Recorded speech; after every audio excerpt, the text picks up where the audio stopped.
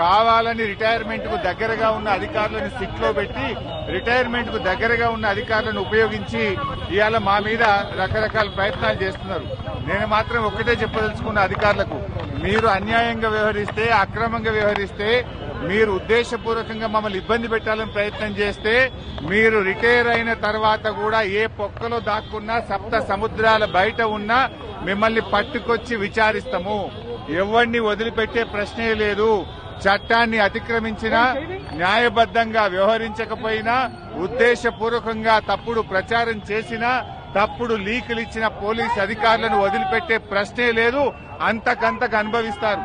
జాగ్రత్త, ఆలోచించుకోండి. రిటైర్ అయినాక మీకు ప్రభుత్వం, రేపు వచ్చే బీఆర్ఎస్ ప్రభుత్వం కూడా మీకు సహకరించదు. మీ సొంత డబ్బులతో సొంత లాయర్లను పెట్టుకుని మీరు కేసులు వాదించుకోవాల్సి వస్తుంది.